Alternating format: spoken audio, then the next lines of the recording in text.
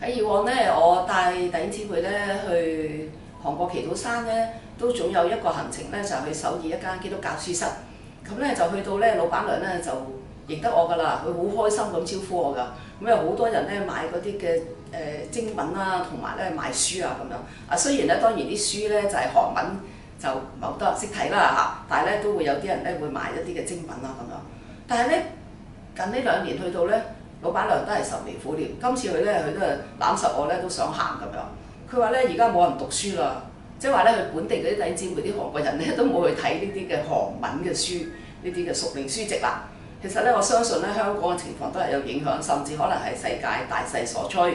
越嚟咧越多呢啲電子產品啊，有咧好多呢啲好短嘅視頻啊，好多個方法，我哋咧係用呢個嘅視像啊、視覺啊咁樣，彷彿咧文字咧好似咧都落後咗啦咁樣。喺30年前咧，1995年咧，聯合國有一個教科文組織咧就宣布咧4月23日就叫做世界讀書日 （World Book Day）。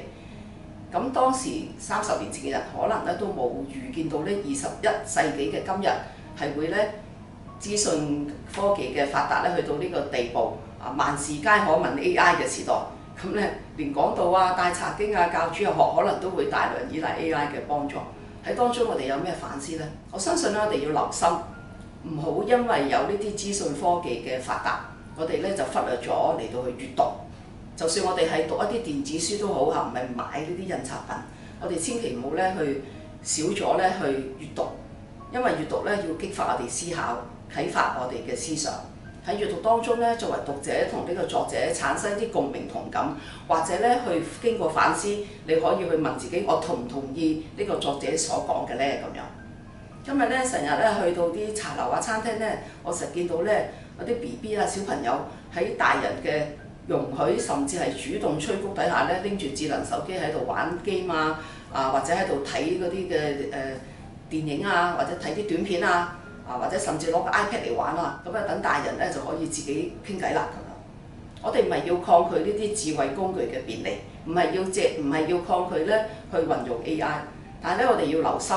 我哋咧有冇因為咁嘅緣故，我哋越嚟越少花精神時間咧去閱讀。弟兄姊妹，喺呢個末世時代，迷惑咧會增加，假冒嘅事層出不窮。我哋必須要好似上一集講，我哋要勤讀聖經啦，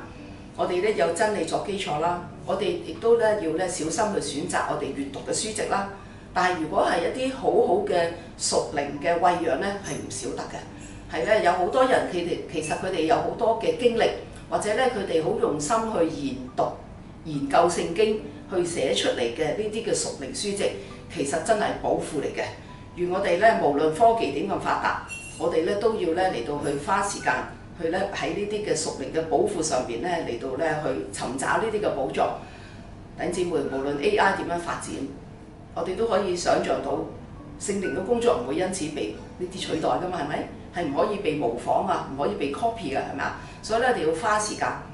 嚟到咧去同神嚟到去親近。亦都要花時間進到去好多屬靈嘅前輩佢哋咧花咗好多功夫寫出嚟嘅呢啲屬靈嘅書籍，我哋喺當中嚟到得着適當嘅餵養，祝福大家。